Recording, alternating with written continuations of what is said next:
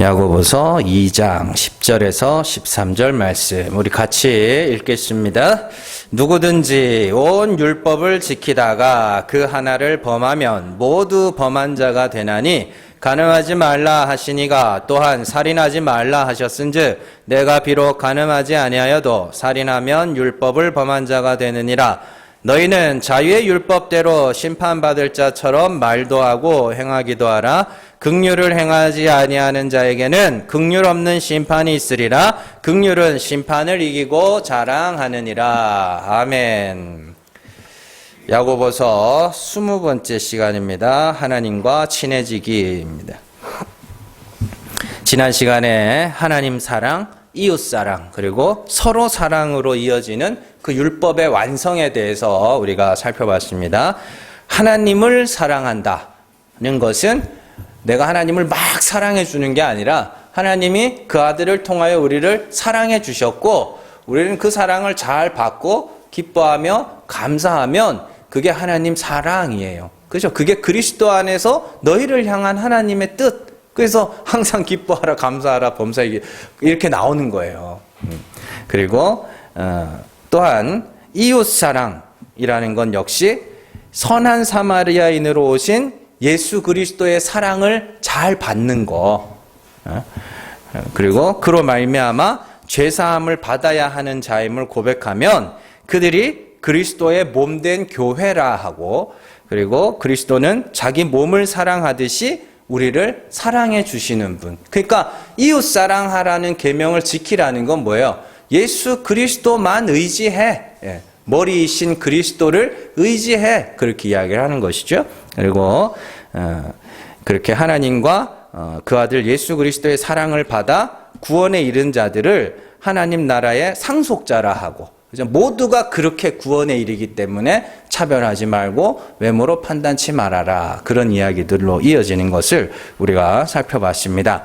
자, 에베소서 5장으로 한번 가보죠. 에베소서 5장 28절에서 32절 같이 읽습니다. 이와 같이 남편들도 자기 아내 사랑하기를 자기 자신과 같이 할지니 자기 아내를 사랑하는 자는 자기를 사랑하는 것이라. 누구든지 언제나 자기 육체를 미워하지 않고 오직 양육하여 보호하기를 그리스도께서 교회에게 함과 같이 하나니 우리는 그 몸의 지체임이라. 그러므로 사람이 부모를 떠나 그의 아내와 합하여 그 둘이 한 육체가 될지니 이 비밀이 크도다. 나는 그리스도와 교회에 대하여 말하노라. 아멘. 이게 이웃 사랑의 계명이라니까. 이웃을 내 몸과 같이 사랑한다는 게 요 계명이에요. 보시면 남편이 아내를 자기 몸과 같이 사랑하라라는 계명처럼 보이지만 32절에서 뭐라 그래요? 이 비밀이 크도다. 내가 지금 남편과 아내의 이야기가 아니라 그리스도와 교회와의 이야기를 하고 있는 거야 라고 그렇게 설명을 해주죠. 그러니까 우리는 예수 그리스도와 합하여 한 몸이 되므로 남편이신 그리스도가 자기 몸과 같이 우리를 사랑해 주신다는 것을 그 부부의 이야기로 설명을 하고 있는 거란 말입니다. 그게 이웃 사랑의 계명이에요. 그러니까 그 말씀 28절에 보면 아내를 사랑하는 것이 자기를 사랑하는 거다. 왜냐하면 아내는 남편의 뭐라요? 몸이야. 그렇게 이야기하잖아요. 그래서 예수가 교회의 머리이시고 교회는 그의 몸이야. 그러면 그게 이웃 사랑을 받는 거고 머리는 그리스도는 교회를 사랑해 주는 거고 그렇게 이야기하는 것이죠. 자, 그리스도와 합한다는 것은 우리가 자주 살펴본 바와 같이 그리스도께서 십자가에서 저주를 받아 죽으셨고 우리는 그 십자가에서 저주받아야 할 자가 나라는 것을 고백하면 그것이 그리스도와 합하는 것이며 그 고백을 하는 자들을 그리스도의 몸된 교회다. 그게 혼인잔치 아닙니까? 그래서 갈라디아서 2장 20절 같은데 내가 그리스도와 함께 십자가에 못 박혔다. 그게 합하는 거라니까요. 연합, 결혼이에요. 그러니까 다시 야고보서의 말씀으로 돌아와서 이웃을 내 몸과 같이 사랑하라는 계명을 지키라는 것은 결국 그리스도와 같이 십자가에서 죽어 그와 연합해야 된다. 그것이 그리스도의 사랑을 받는 것이다. 그 이야기잖아요. 그러니까 그렇게 그리스도와 같이 십자가에서 그리스도와 함께 죽어 내가 저주받을 죄인이며 하나님의 다시 살리심을 온전히 소망하는 자리에 있는 자들을 이웃사랑의 계명을 지키는 자라 하고, 그런데 그런 자들을 법 아래로 끌고 가서 너가 의로워져야지 그렇게 가르쳐버리면 그게 뭐가 돼요? 그게 멸망으로 끌고 가는 죄야, 이렇게 이야기하는 거예요. 그러니까 머리이신 그리스도에게 붙어서 머리에 의하여 구원에 이르게 되는 것인데, 근데 내가 독립하겠다고 자립하겠다고 머리에서 딱 떨어지는 순간 어떻게 되는 거예요? 요건 불타 없어져야 되는 거예요. 그래서 요한복음 같은데 15장 같은 데 가면은 포도나무와 가지의 비유로 그렇게 이야기를 하잖아요. 나는 포도나무고 너희는 가지고 내가 네 안에 네가 내 안에. 그 연합 아닙니까? 그렇게 있으면 열매를 맺지만 가지가 떨어지면 어떻게 돼요? 그건 그냥 불살로 없어질 것이다, 이렇게 이야기를 하는 거예요. 바울은 갈라디아서에서 이처럼 율법 아래에서 스스로 의에 이르겠다고 하는 자들을 종이라고 불러요. 종이라고 부르고, 은혜 아래에서 하나님의 긍휼하심을 구하는 자들을 자유인이며 아들이라고 부릅니다. 그런데 신기한 것은 당시 갈라디아 교회가 자유한 아들의 삶보다 종의 삶을 더 좋아했다라고 이야기를 하죠. 근데 이런 모습은 구약 성경에 이스라엘의 그 출애굽기의 이야기에서 따온 겁니다. 이스라엘 백성들이 광야에서 모세와 하나님에게 반복해서 원망했던 게 뭐냐면, 우리가 애굽에 있었으면 아닙니까? 뭐 조금만 하면 내가 애굽에 있었으면 계속 그러죠. 그러면 애굽이 뭐예요? 애굽이 종살이거든요. 그리고 아들의 삶, 가나안이 아들인데 그 중간에 종살이를 마감하고 아들의 삶으로 적응해가는 그 과정이 광야란 말이에요. 근데 계속 지금 이스라엘 백성들이 거기서 뭐가 되고 싶어요? 종이 되고 싶어 하는 거예요. 종으로 살았으면 이렇게. 자, 이스라엘이 애굽에 있을 때를 성경은 애굽에서 종되었던 상태다, 엄청나게 많이 나옵니다, 이 말씀이. 거기 출애굽기 20장 2절 한번 같이 읽습니다. 나는 너를 애굽 땅 종되었던 집에서 인도하여 낸 내 하나님 여호와니라. 신명기 6장 12절 같이 읽습니다. 너는 조심하여 너를 애굽 땅 종되었던 집에서 인도하여 내신 여호와를 잊지 말고. 이 모세오경을 한번 시간 나시면은 찬찬히 읽어보세요. 계속 나와요. 종되었던 계속 종. 애굽의 삶이 뭐예요? 종이에요. 이런 말씀들 외에도 성경은 끊임없이 하나님은 이스라엘이 애굽의 종이었고 애굽에서 종되었던 이스라엘을 인도하여 내신 분으로 계속 설명합니다. 그러면서 한 가지 계명을 덧붙이는데, 다시 종으로 인도하는 자들은 반드시 죽이라고 그렇게 이야기합니다. 신명기 13장 6절에서 10절 같이 읽습니다.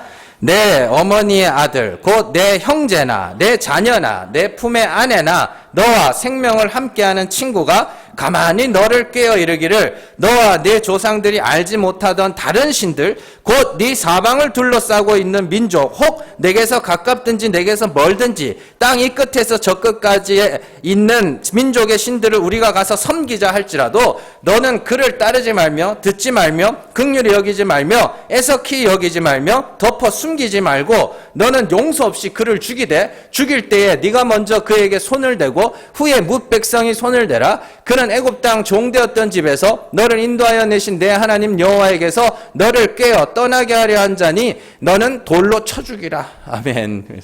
여기 보면 형제, 자녀, 아내, 친구들이 애굽에서 종되었던 자들을 인도하여 내신 여호와 하나님 외에 다른 신들을 말하면서 그 신을 섬기자고 하는 자들이 있으면 그들을 죽이라, 이렇게 이야기를 합니다. 그러면서 10절에서 종되었던 집, 10절이 중요한 거예요. 10절에서 애굽 땅 종되었던 집에서 너를 인도하여 내신 여호와에게서 너를 꾀어 떠나게 하는 것. 그러니까 이게 종의 삶에서, 하나님이 종의 삶에서 자유한 자, 아들의 삶으로 이렇게 인도하여 냈는데 다시 종으로 끌고 가면 죽는다는 소리예요, 그건. 자, 예수님이 이 말씀을 인용하여서 사람의 원수가 자기 집안 식구라 이 말을 하는 거예요. 그러니까 그게 왜 나는 화평케 하러 온 게 아니라 불화하게 하러 왔다. 그렇게 이야기하면서 사람의 원수가 자기 집안 식구라 이야기를 하죠. 그게 뭔 말이냐면 집안 식구들 중에 누구라도 너희를 다시 종의 삶으로 인도하는 자가 있다면 그들이 너희의 원수라는 이야기예요. 원수라고 해서 그들을 때려 죽이라는 것이 아니라 그들이 말하는 하나님과 내가 그리스도로 말미암아 알게 된 그 하나님이 다르게 되면 그 둘 사이는 반드시 원수지간이 될 거다. 이렇게 이야기하는 거예요. 그렇잖아요. 하나님은 종되었던 집에서 인도하여 아들로 만드시는 분인데 어떤 이들이 어떻게 해요? 자꾸 그 아들을 뭘로? 다시 종으로. 이거는 여러분들 불교와 기독교의 이야기가 아니에요. 기독교 안에서 일어나는 일이에요. 1차적으로.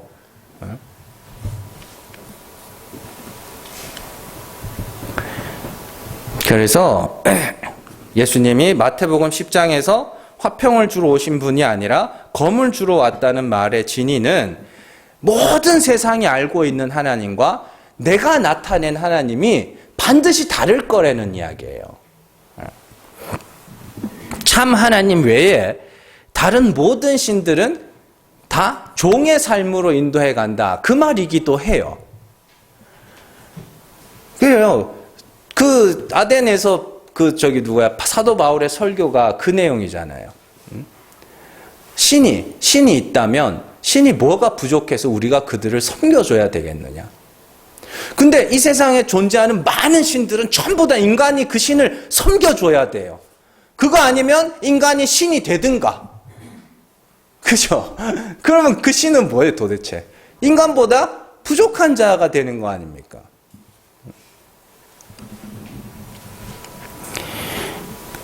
그러니까 하나님은 종의 삶을 살던 성도들을 아들로 만드는 분인데 어떤 이가 다시 종의 삶으로 인도하는 자가 있다면 그는 반드시 죽을 것이다. 그렇게 이야기를 하는 거예요. 진짜 돌로 쳐 죽이라는 이야기가 아닙니다. 그 큰일 나요. 그러니까 하나님이 죽이겠다는 소리예요. 단순히 불교나 유교나 어디 이상한 사이비 종교를 믿게 만드는 것뿐만이 아니라 어떤 식으로든 아들의 삶에서 종의 삶으로 인도하는 이들은 누구든지 심판을 당하게 될 것이다. 그래서 종의 삶으로 인도하던 자들의 대표가 누구냐면 바리새인들이었어요. 그래서 그들이 천국으로 가는 문을 닫고 자기도 안 들어가고 가려고 하는 자들도 막고 있다고 이야기하는 거 아닙니까? 그게 종의 삶이었다니까요. 또한 그런 신은 신이 아니다라는 의미도 다 포함되어 있습니다. 그래서 우상은 누가 만드는 거예요? 인간이 만드는 거죠. 그래서 그 참 하나님이 아닌 엉뚱한 하나님으로 가르쳐 열심히 종의 삶을 살게 하는 자들을 사람의 종이라고도 부르는 거예요. 왜냐하면 사람이 만들어낸 거니까 그거는. 참 하나님은 버젓이 창세로부터 지금까지 은혜의 하나님으로서 계속 그렇게 존재하고 계셨는데 그 하나님을 오해하고 잘못 알아 자기 마음대로 상상하고 추측해서 신이 있다면 이런 존재가 아닐까 하여 다 그냥 사람들에게 그렇게 가르쳐서 전부 종으로 만들면 그건 사람의 종이 되는 거예요.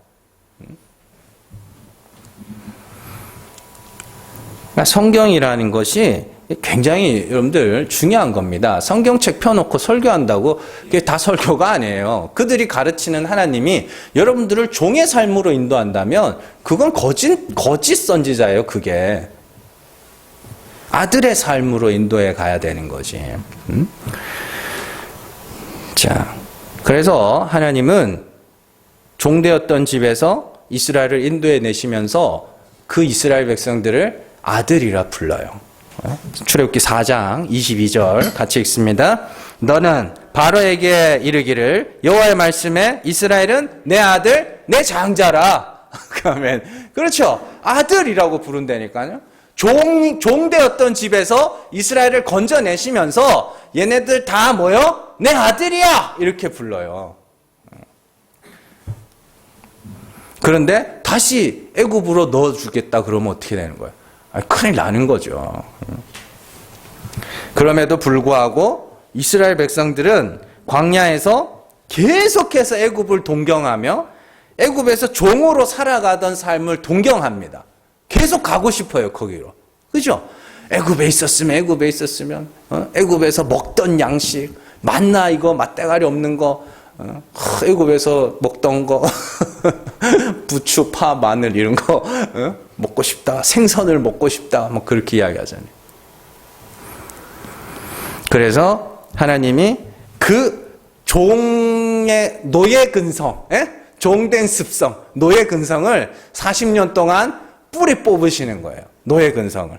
그리고 아들의 마음을 가진 자로 만들어 가나안으로 들어가게 하시는 것이 이스라엘의 광야 생활이에요. 그래서 가나안 땅 입구에서 할례를 받을 때 애굽의 수치가 물러갔다 이렇게 이야기를 해요. 자, 여호수아 5장 8절에서 9절 같이 읽습니다. 또 그 모든 백성에게 할례 행하기를 마침에 백성이 진중 각 처소에 머물며 낫기를 기다릴 때에 여호와께서 여호수아에게 이르시되 내가 오늘 애굽의 수치를 너희에게서 떠나가게 하였다 하셨으므로 그곳 이름을 오늘까지 길갈이라 하느니라. 아멘. 광야 40년 동안 뭘 하셨다는 소리예요? 애굽의 수치가 뭐냐면 노예 근성을 뿌리 뽑았다는 소리예요. 종의 습성을 뿌리 뽑았다는 소리예요. 그거 40년이 걸렸다. 그러면 광야를 뭐라고 불러요? 교회라고 부르잖아요. 그럼 우리가 이 교회 40년으로 상징되는 이 신앙생활을 통하여서 여러분들은 뭘 해야 되냐면 노예 근성을 뿌리 뽑아야 되는 거예요. 노예 근성을. 그리고 아들된 모습을 갖추어야 하는 것이죠. 그러면 여기까지만 하면 그래 우리가 이제 하나님의 아들이니까 이렇게 되는데 여기서 끝나면 안 됩니다. 절대로 여러분들 성경은 추측하면 안 돼요. 성경은 왜냐하면 끝까지 다 설명하고 있기 때문에 절대로 한 지점에서 추측하면 안 돼요. 그래서 이웃을 사랑하라? 거기서 끝나면 안 되잖아요. 이웃을 사랑하는 게 뭔지 성경은 끝까지 설명을 해놓고 있잖아요. 그냥 한 부분에서 그래 이제는 노예 근성을 벗고 아들의 삶을 살아야지. 이제 하나님의 아들이니까 당당하게 삽시다. 이렇게 가면 그거 안 돼요. 그게 아닙니다. 우리가 생각하는 것과는 달라요. 아들의 삶과 종의 삶이라는 것이. 종의 삶이란 무엇이며 아들의 삶이란 무엇이기에 할례를 받으면서 애굽의 수치, 노예 근성이 뿌리 뽑혔다고 이야기하는가. 자, 몇 가지로 제가 설명을 해드릴게요. 자, 애굽의 양식은 어떻게 먹었어요? 자기들이 열심히 수고해서 얻은 양식이죠. 그죠? 열심히 일하고 노동의 대가로 얻은 양식들이죠. 가나안의 양식은 어때요? 하나님이 너희가 심지 않고 뿌리지 않은 것을 거두게 하시겠다 그렇게 이야기해요. 그건 뭐예요? 거저 주어지는 양식이죠. 하나님이 먹을 것을 챙겨주시겠다는 소리거든요. 자, 애굽 땅은 사람이 자기 발로 물을 대어 농사하는 땅이죠. 그리고 가나안 땅은 하늘에서 내리는 이른 비와 늦은 비로 농사하는 땅이에요. 그래서 농사하기에는 농사하신 분들은 아시겠지만 어느 땅이 더 좋아요? 애굽 땅이 더 좋아요. 농사 짓기에는. 그래서 우리나라에서도 하늘만 보면은 다 흉년될 날이 많단 말이에요. 그래서 저수지도 만들고 하는 거 아닙니까? 비닐하우스도 만들고. 왜요? 사람이 인위적으로 그 농작물을 생산해내기 위해서 하늘만 바라보지 않기 위해서 그렇게 하는 거거든요. 근데 이스라엘 땅은 어떤 땅이에요? 땅이 물을 흡수하는 땅이라고 되어 있는데 그러면 물을 다 흘려보내버리는 땅이에요. 그래서 하늘에서 비가 안 내리면 어떻게 해요? 망하는 땅이라니까요. 그건 안 좋은 땅이에요.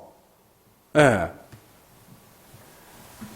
또 애굽의 군대는 자기 힘과 무기로 싸우는 군대입니다. 그리고 가나안에서 이스라엘의 군대는 어떻게 해요? 무기가 없어요. 의지할 거는 뭐예요? 여호와 하나님밖에 없어요. 이게 진짜 중요한 겁니다. 지금까지 제가 세 가지로 설명드렸죠. 양식과 농사와 군대의 이야기로 설명을 해드렸죠. 그러면 애굽의 삶, 그 종의 삶이라는 것은 뭐예요? 자기 힘으로 열심히 일해서 대가로 먹는 삶. 그걸 종의 삶이라 그래요. 그리고 자기가 밭에 물을 대어 농사하는, 자기 힘으로 농사 짓는 삶. 그게 종의 삶이라 그런다니까요. 자기의 힘과 기술과 무기로 싸우는 삶, 전쟁하는 그게 종의 삶이라 그래요. 그러면 아들의 삶이라는 건 뭐예요? 그냥 하나님만 의지해야 되는, 하나님의 긍휼만 의지해야 되는 그 삶을 아들의 삶이라 그런다니까요. 그러면 그렇게 생각하면 오늘날 이 자본주의 사회에서 종의 삶이라는 것이 여러분들한테 당연하게 들릴 것 같으세요? 아들의 삶이 당연한 것 같으세요? 종의 삶이 당연하게 들리는 거예요. 그렇잖아요. 하늘의 것만 바라보고 그렇게 살아야 되는데 할 수 있는 것이 거의 없다니까요. 씨 뿌리는 거 말고는 할 수 있는 게 없어요. 자, 그러면 잘 생각을 해보세요. 광야의 삶, 아들의 삶이 가나안이고 종의 삶이 애굽이면 그 중간에 위치한 그 광야의 삶을 한번 잘 생각을 해보세요. 자, 광야에서 이스라엘이 먹고 마신 것은 하늘에서 내리는 만나와 반석에서 나오는 물과 또 메추라기였죠. 그런데 그들이 추억했던 것은 뭐예요? 애굽의 양식이었죠. 광야 40년 동안 하나님은 그러면 어떤 마음을 제거하고 어떤 마음을 남겨놨어요? 내 힘으로 먹고 살고 내 힘으로 농사 짓고 내 힘으로 전쟁하겠다는 그 마음을 뭐 한 거예요? 제거하고 하나님 아니면 난 아니네, 요 마음만 남겨놓으신 거예요. 광야 40년의 과정이. 애굽의 양식, 자기 수고로 얻는 그 양식을 추억하던 이스라엘의 마음을 제거하시고 만나, 하나님이 거저주시는 양식만 바라는 자로, 그것만 의지하는 자로 만들어내신 거예요. 그래서 전쟁도 가나안 전쟁 초두에서 일어났던 여리고 전쟁이 뭐예요? 인간들이 한 건 하나도 없는 거죠. 그게 아들의 삶이거든요. 그게 하나님의 인도하심의 방향이거든요. 그러면은 이런 내용들을 여러분들이 잘 기억하면서 지금까지 야고보서에서 야고보가 했던 이야기들을 한번 잘 생각을 해보시라니까요. 풀이 마르고 꽃이 시드는 그 시험과 시련이 왜 필요한지, 부한 자가 낮아지고 가난한 자가 믿음에 부유하게 되어 하나님 나라를 상속받는다는 그 이야기가 뭔지를 여러분들 한번 잘 생각을 해보셔야 된다니까요. 그러면 하나님이, 성령이 우리를 어느 방향으로 인도해 가시겠는가? 내가 지금 성령을 따라 행한다고 하면서 육체의 소욕을 따라가고 있는 것은 아닌가? 아들의 삶을 산다고 하면서 사실은 종의 삶으로 가고 있는 건 아닌가? 그걸 여러분들이 잘 생각을 하셔야 된다니까요. 이거는 돈 버는 이야기가 아닙니다. 이 세상의 삶을 이야기하는 게 아니라 천국 가는 이야기를 제가 지금 해드리고 있는 거예요. 자, 이런 말씀들을 잘 기억을 하시면서 갈라디아서 내용을 한번 생각을 해볼게요. 갈라디아 교회는 사도 바울의 가르침을 따라서 예수 그리스도를 믿음으로 구원에 이른다는 것을 알았고 배웠고 고백했습니다. 그런데 어떤 거짓 형제들이 찾아와서 율법과 할례를 받아야 구원에 이를 수 있다고 가르쳤어요. 이에 사도 바울이 이 상태를 뭐라 그러냐면 성령으로 시작하였다가 육체로 마치려느냐, 이렇게 이야기를 해요. 갈라디아서 3장 1절에서 3절입니다. 같이 읽습니다. 어리석도다 갈라디아 사람들아, 예수 그리스도께서 십자가에 못 박히신 것이 너희 눈앞에 밝히 보이거늘 누가 너희를 꾀더냐? 내가 너희에게서 다만 이것을 알려 하노니 너희가 성령을 받은 것이 율법의 행위로냐 혹은 듣고 믿음으로냐? 너희가 이같이 어리석으냐? 성령으로 시작하였다가 이제는 육체로 마치려느냐? 자, 성령으로 시작했다는 건 뭐예요? 그가 십자가에 못 박히신 예수 그리스도를 듣고 믿었다. 그게 성령으로 시작한 거고, 육체로 마치려느냐? 이건 뭐예요? 네가 율법 지키고 그것으로 네 의로 하나님 앞에 스스로 구원에 이르겠다고 하는, 그게 육체로 마치려느냐예요.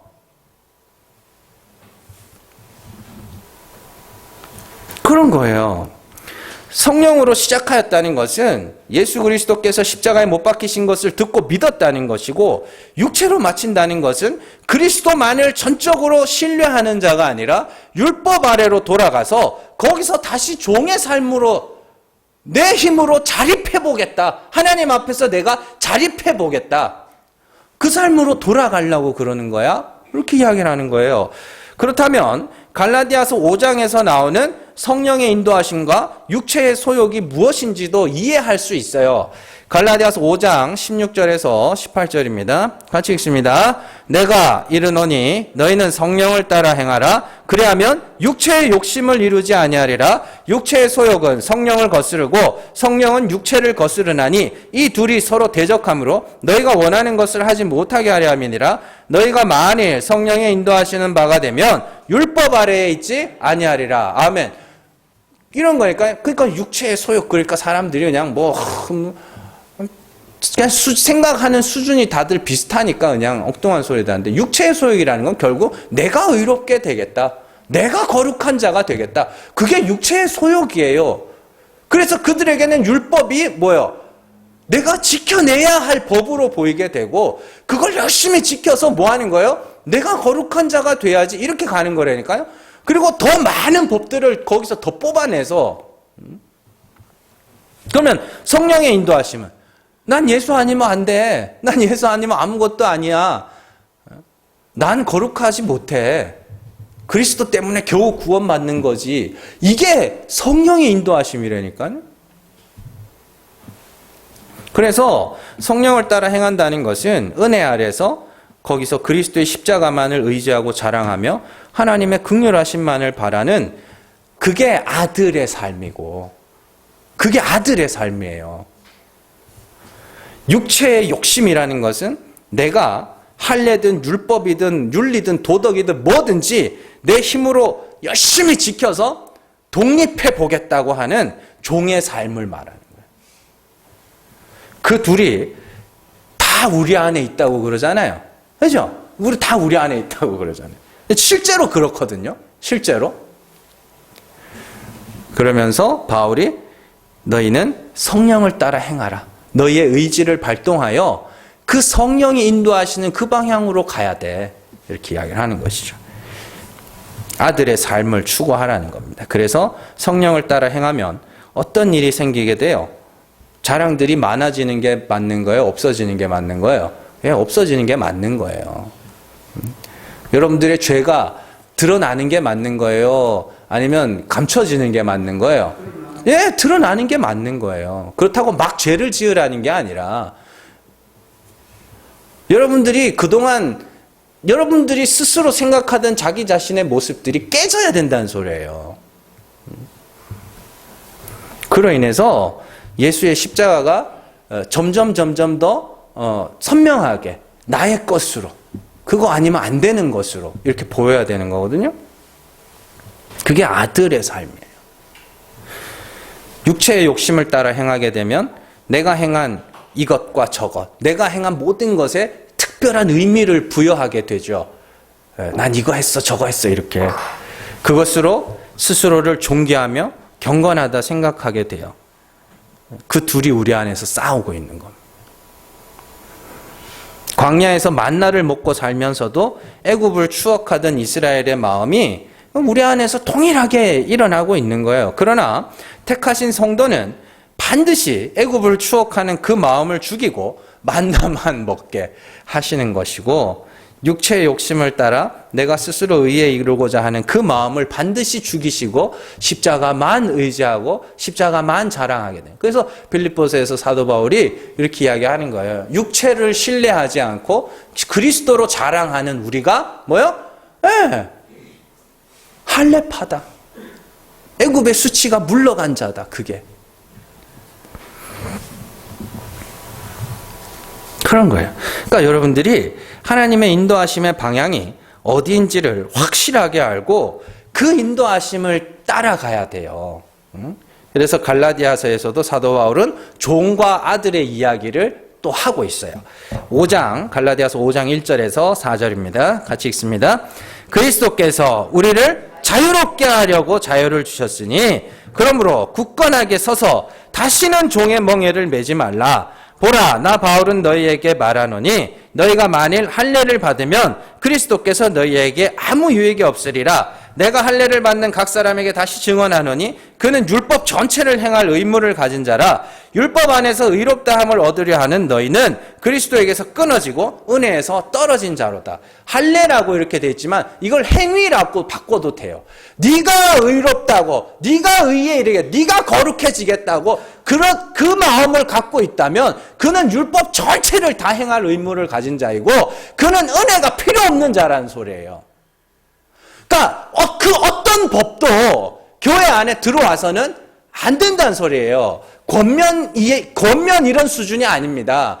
우리가 성도들끼리 모여서 이렇게 하는데 그래도 우리가 이런 것들은 서로를 위해서 지켜줍시다. 이런 건 권면이라 하고 하나님이 보시기에 이게 옳고 저건 틀렸고 이런 법들은 없어져야 되는 거예요.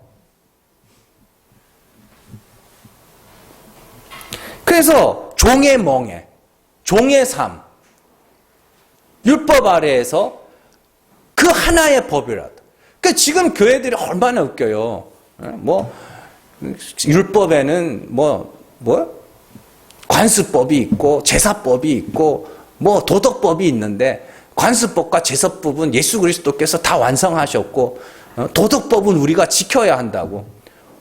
성경에 어디 그런 말이 있어요.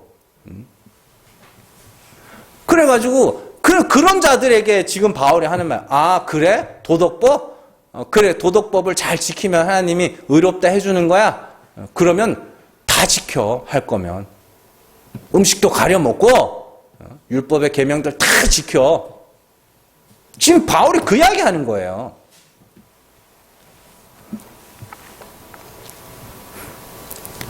그래서 종의 멍에, 종의 삶을 다시는 살지 말라고 하면서 너희 구원을 위해 할례와 율법으로 돌아가는 자들은 율법 전체를 행할 의무를 가진 자들이며 그들은 그리스도에게서 끊어지고 은혜에서 떨어진 자다. 이렇게 이야기를 해요. 그리고 그리스도는 우리를 뭐 하려고 그런다 그래요? 자유롭게 하려고 그런다. 자유로운 게 뭐야? 아들. 그리스도 안에서 아들이 된 자들, 은혜 아래 하나님의 긍휼하심을 바라는 자들만이 구원을 얻는데 다시 율법 아래서 자기 힘으로 의에 이르겠다고 하는 종의 삶으로 넘어가는 자들은 그 끝이 멸망이며 그렇게 가르치는 자들도 반드시 저주를 받을 것이다. 이렇게 이야기해요. 왜요? 하나님은 종된 집에서 끄집어내서 아들로 만드시는 분인데 그들을 다시 종의 삶으로 인도하는 자들, 거짓 형제들, 그래서 그들이 천사라 할지라도 바울이 뭐라 그래요? 저주를 받을 거라 그래요. 그러니까 여러분들이 이제는 마귀 새끼와 마귀 새끼를 구분할 수 있어야 돼요. 영 분별을 할 수 있어야 된다고. 영 분별이 해가지고 이렇게 보고는 너는 악령에 들었구나. 너는 거룩한 영에 들었구나. 딱 보면 그냥 지 마음에 들면 다 거룩한 그 마음에 안 들면 악한 영이에요. 그게 아니라 그 말을 분별하는 거라니까요. 그가 어떤 하나님으로 알고 있는가.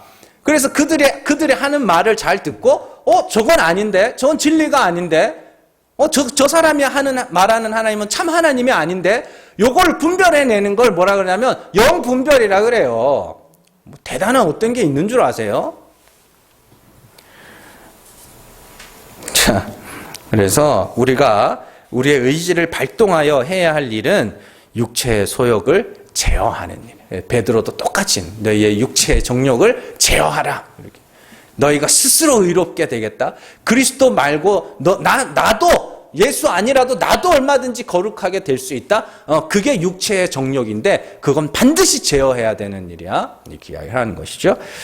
그래서 나 스스로 의롭다 하는 그 마음을 쳐서 은혜 아래에서 하나님의 긍휼하심만을 바라게 하는 것이 우리의 의지를 발동해서 해야 하는 일인데 사실은 원래 우리가 그래요.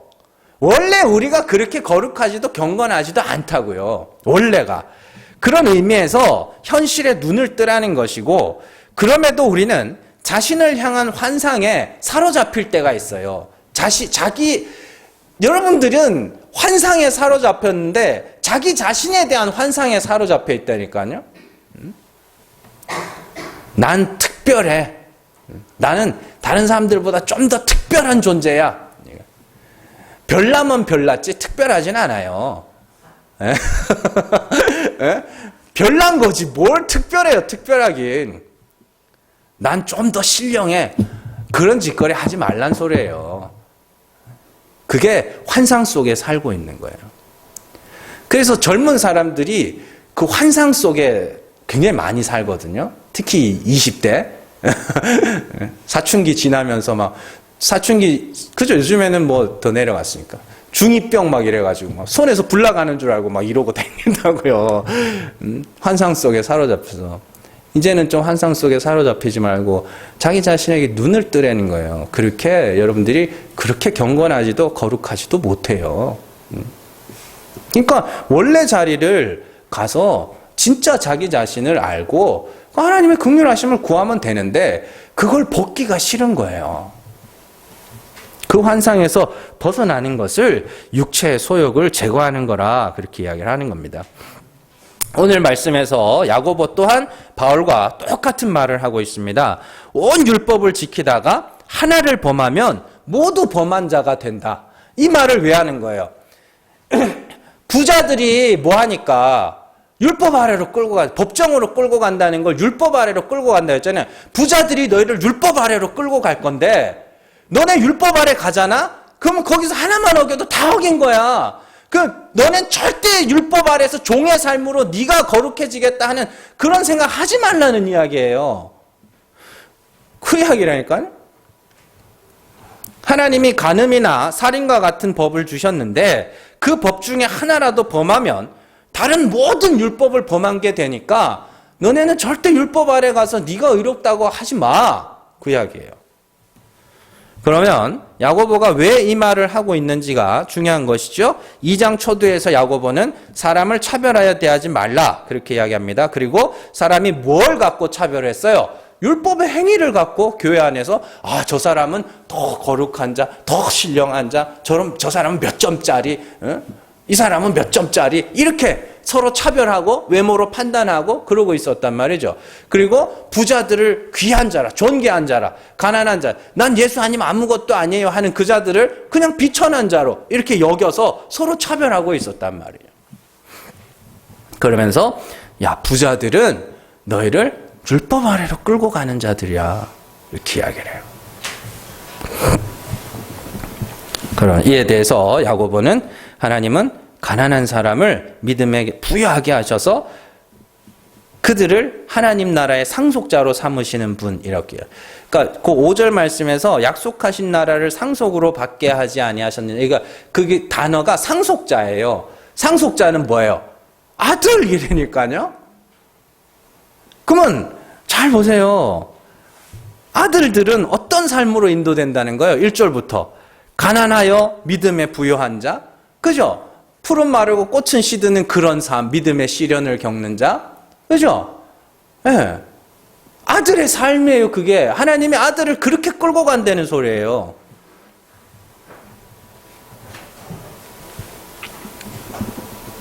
그리고 하나님의 은혜만 바라는 자가 되는 것이 아들의 삶이다, 그게. 근데 사실은 진짜로 그렇잖아요. 아버지에게 긍휼을 구할 수 있는 존재는 아들밖에 없습니다. 아들만 그걸 할 수 있어요. 예. 나머지 종은 뭐예요? 종은 대가를 요구한다고요. 일한 대가를. 그 아버지한테 가서 아버지 한 번 봐주면 안 돼요? 이거는 아들만 할 수 있는 거예요. 아들이 아니면 그냥 다 대가잖아요. 대가. 여러분들이 가정에서는 거래를 해야 안 해요? 요즘에는 거래를 하는 인간들도 있던데 그게 가정이 무너졌다는 증거예요. 가정이 무너졌다는 것은 딴 게 아니고 부모 자식 간에 거래가 일어나고 있다는 것이 가정이 무너졌다는 거고, 원래 가정 안에 정상적인 가정 안에서는 거래라는 게 존재하지 않아요. 근데 문 밖에만 나갔다 그러면 다 뭐예요? 전부 거래잖아요. 거래. 길 가다가 그냥 차만 이렇게 슬쩍 부딪혀도 가지고 손에 따지고 막 그런단 말이에요. 다 거래예요.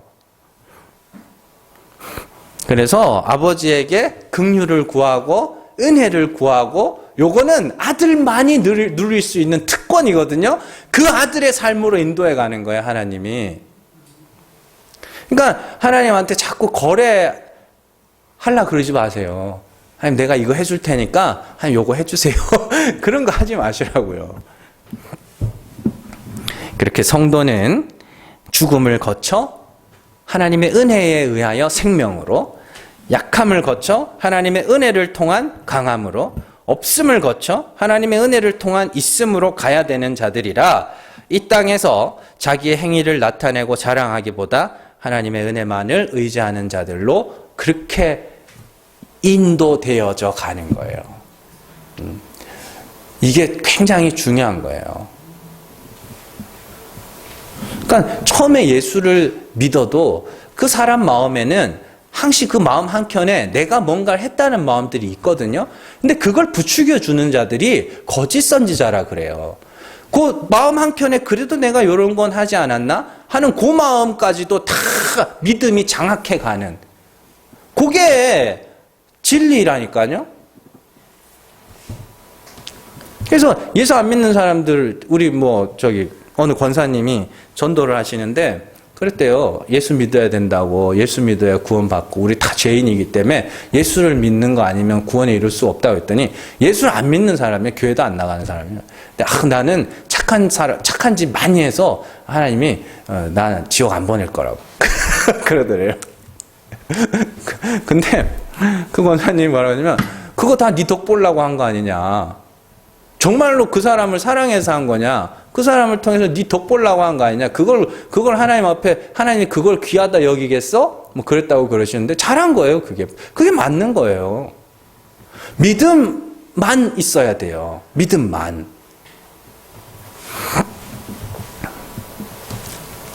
그래서 성경이 전부 그 이야기를 하는 거니까요. 그러니까 아들이 되어라. 아들을 많이 누릴 수 있는 특권이 하나님의 긍휼을 구하는 거 아니냐. 아버지의 긍휼을 구하는 건 아들만이 할 수 있는 거 아니냐. 왜 자꾸 종이 되려고 그래? 네가 뭔가를 해서 인정받으려고 그러는 건 종이잖아.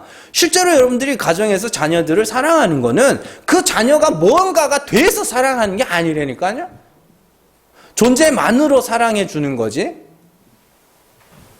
그건 자녀들이 부모를 오해하니까 어떻게 해요? 내가 그래도 성공하면 이렇게 가는 거예요. 그래서 성공하기 전에는 안 들어올게요. 이런 거 하고 그러는 거 아닙니까? 필요 없어요. 있을 때 잘해야지. 에? 자, 그래서 결국 야고보가 하는 말은 부자들의 인도를 따라 법 아래로 끌려가지 말아라. 그건 종의 삶이다. 너희는 믿음에 부요한 그 아들의 삶으로 가야 된다. 이렇게 이야기를 하는 거예요. 너희가 애굽으로 돌아가지 말라는 소리고, 절대적으로 은혜의 자리를 고수하라는 말입니다. 그러면서 또 한 번 야고보는 자유의 율법을 또 한 번 이야기하죠. 자유의 율법이라는 것은 뭐예요? 그것으로는 내가 의로울 수가 없는 거구나라는 그걸 깨닫는 거. 그게 자유의 율법이에요. 그래서 자유의 율법 밑에 긍휼의 이야기가 나온단 말이에요. 오늘 말씀, 너희는 자유의 율법대로 뭐 할 자처럼? 심판받을 자처럼 말도 하고 행하기도 하라. 그게 뭐예요? 내가 지금 당장 율법으로 하면 멸망받을 수밖에 없는 자임을 알면 하나님 앞에 뭐밖에 할 수 없어요. 긍휼을 구할 수밖에 없잖아요. 그래서 그 다음 절에 긍휼을 행하지 아니하는 자에게는 긍휼 없는 심판이 있을 거라, 그렇게 이야기를 하는 거예요. 그러니까 하나님의 심판의 근거는 뭐예요? 내가 얼마나 착하게 살았는가가 아니라 긍휼을 구하느냐 아니냐. 그러면 긍휼을 구하는 자는 아들이니까, 아들이냐 종이냐 이거예요, 결국에는. 근데 자꾸 종의 삶이 아들의 삶이라고 우기면 어떡하냐고. 성경이 이렇게 명확하게 아들의 삶이 무엇이며 종의 삶이 무엇인지를 이렇게 명확하게 설명을 해주고 있는데, 그냥 어느 순간까지만 아들, 종 이렇게 여기까지는 아는데 아들의 삶이 뭔지, 종의 삶이 뭔지까지는 안 들어가 준단 말이에요.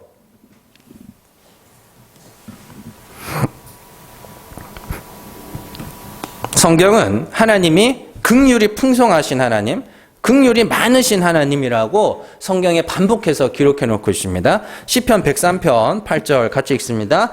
여호와는 긍휼이 많으시고 은혜로우시며 노하기를 더디하시고 인자하심이 풍부하시도다. 시편 145편 8절에서 9절 같이 읽습니다. 여호와는 은혜로우시며 긍휼이 많으시며 노하기를 더디하시며 인자하심이 크시도다. 여호와께서는 모든 것을 선대하시며 그 지으신 모든 것에 긍휼을 베푸시는도다. 하나님은 긍휼의 하나님이라 계속해서 나와요. 긍휼이 많다는 건 뭐 여러 가지 속성들 중에 긍휼이 많다는 게 아니라 그것으로 꽉 차 있다는 소리예요. 그래서 아버지에게 나가는 자는 뭐로? 긍휼을 구하는 자로 나가야 되는 거예요. 그 긍휼을 구하기 위하여 하나님이 우리에게 주신 게 율법이니까 자유의 율법대로 행하여 긍휼을 구하는 자가 되어라. 그렇게 이야기를 하는 거 아닙니까?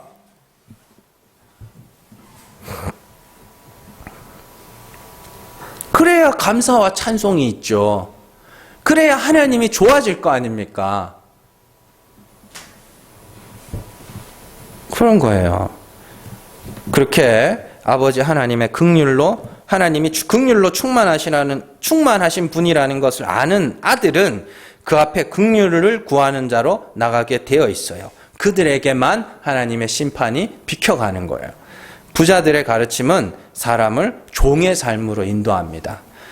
그러나 성경은 성도들에게 아들의 삶을 말해주고 있어요. 종은 주인이 어떤 주인인지를 몰라요. 종은 하나님이 어떤 분인지를 모르기 때문에 종의 삶을 사는 거예요. 그런데 인간의 본성은 종의 삶을 당연하게 여깁니다. 그래서 땅의 원리와 하늘의 원리는 항상 정반대예요. 땅의 원리와 하늘의 원리. 땅의 원리는 무조건 거래죠, 뭐. 근데 하늘의 원리는 은혜의 원리란 말이에요. 그 하늘의 원리로 작동하는 이 땅에 그 하늘의 원리를 알도록 주신 것이 여러분들의 가정이라는 말이에요. 그래서 가정이 깨지면 안 된다고 그렇게 이야기를 하는 거예요. 그게 있어야, 은혜의 원리로 작동하는 것이 이 땅에 하나는 있어야 뭐를 알아요? 그 하늘의 것을 알 거 아닙니까? 그래서 아까 전에도 우리가 에베소서 5장에서 읽었지만 부부의 관계를 통하여 뭐를 가르쳐주고 있어요? 그리스도와 교회와의 관계를 설명해주고 있잖아요. 근데 그 부부의 관계가 남편과 아내가 어때요? 서로 정복하고 다스리려고 하는 그런 분쟁의 관계가 돼버리면 그게 지옥을 사는 거거든요. 가정에서부터도 그렇게 경쟁과 거래의 원리가 가정에서부터 그렇게 돼버리면 그 사람은 어디서도 이 땅에서 천국을 맛볼 수가 없어요. 이거는 나중에 또 배울 겁니다. 한 4장 가면 배울 건데. 미리 말씀드리는 거예요. 천국을 경험을 하시라고요. 여러분들의 직장이 천국으로 바뀔 거라고 생각하지 마세요. 문 밖에 나가면 전부 다 거래예요. 경쟁과 거래. 그건 당연한 거고. 적어도 여러분들의 가정 안에서는 은혜의 원리로 작동될 때 거기서 잠깐 천국이라는 것을 자녀들도 여러분들도 경험하게 되는 거란 말입니다.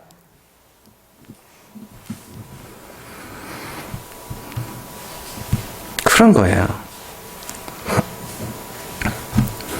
인간의 본성은 종의 삶을 더 좋아해요. 그러나 하나님은 택하신 자들을 반드시 아들의 삶으로 인도하시고 기어이 그 아들로 완성해내시는 하나님이다. 그렇게 이야기를 하고 있어요.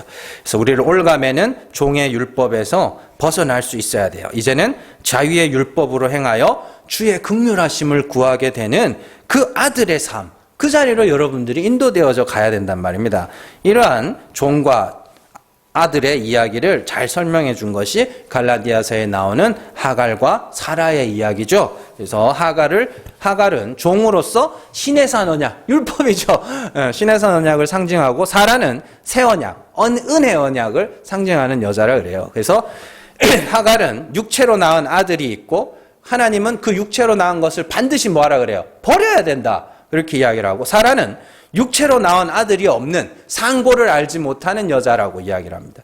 그러나 하나님은 그 여인을 통하여 하나님이 아들을 낳게 하심으로 어떻게 해요? 하나님의 은혜를 나타내시는 것이죠. 그러나 이 땅에서는 육체로 낳은 아들 이스마엘이 은혜로 낳은 아들 사라를 조롱했듯이 율법을 말하고 인간의 행위로 자기를 무장한 자들이 은혜를 말하는 자들을 핍박할 것이다 까지 이야기를 해놨다고요. 갈라디아서 4장 27절에서 31절입니다. 같이 읽습니다. 기록된 바 잉태하지 못한 자여 즐거워하라. 상고를 모르는 자여 소리질러 외치라. 이는 홀로 사는 자의 자녀가 남편 있는 자의 자녀보다 많음이라 하였으니 형제들아 너희는 이삭과 같이 약속의 자녀라. 그러나 그때의 육체를 따라 난 자가 성령을 따라 난 자를 박해한 것 같이 이제도 그러하도다. 그러나 성경이 무엇을 말하느냐? 여종과 그 아들을 내쫓으라. 여종의 아들이 자유 있는 여자의 아들과 더불어 유업을 얻지 못하리라 하였느니라. 그런즉 형제들아 우리는 여종의 자녀가 아니요 자유 있는 여자의 자녀리라. 자유 있는 여자 여종의 자녀 율법과 믿음의 이야기라니까요. 믿음만 의지한 하나님의 은혜만 의지하여 그 은혜에 의하여 의롭다함을 받는 걸 이삭을 낳은 사라 자유 있는 여자라 하고 자기가 뭔가를 내놓을 게 있어요. 하갈처럼 이스마엘을 자기가 낳았잖아요. 그래서 자기가 뭔가 내놓을 게 있어. 그건 아니야. 그건 종이야. 그렇게 이야기하는. 복음의 진리를 알지 못하는 이들은 은혜를 말하는 자들에게 자기 합리화하는 자다. 무법한 자다. 그렇게 비난할 수 있어요. 지가 못됐게 살아놓고 은혜 이야기한다고 자기 합리화하는 자라고 비난할 수 있어요. 네, 맞아요.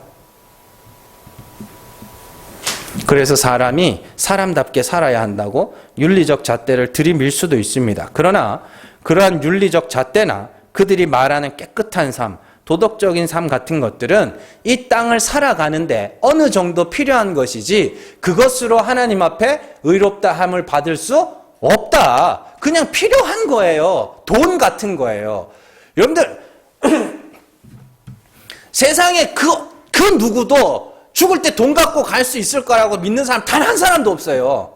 정말로.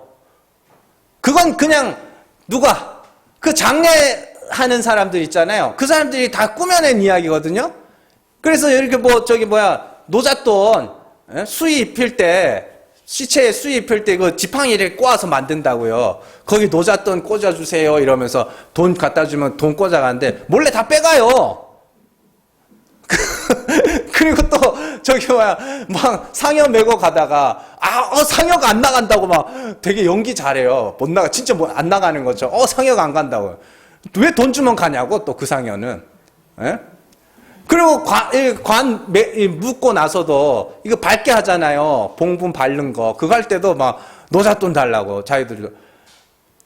그거는 그 사람들이나 그렇게 말하는 거지 세상에 누구도 돈 갖고 천국에 갈 거라고 생각하는 사람 단 한 사람도 없거든요.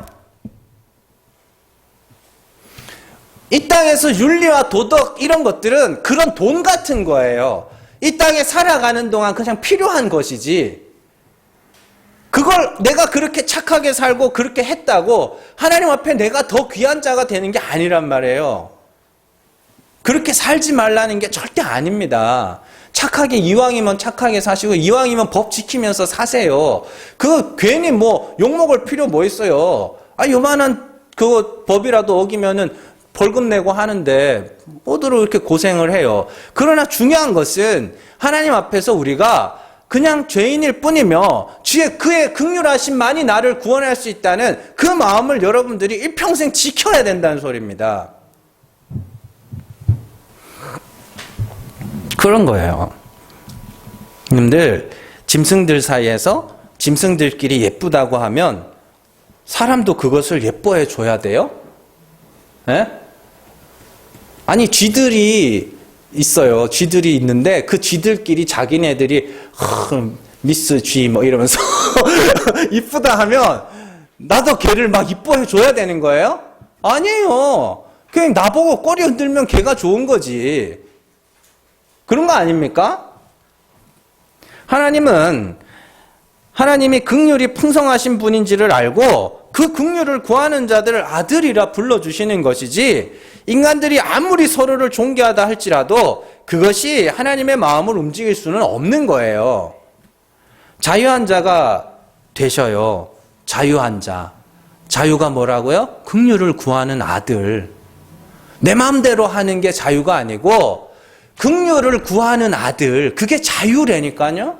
하나님의 은혜만을 바라는 자. 그게 자유한 아들이에요.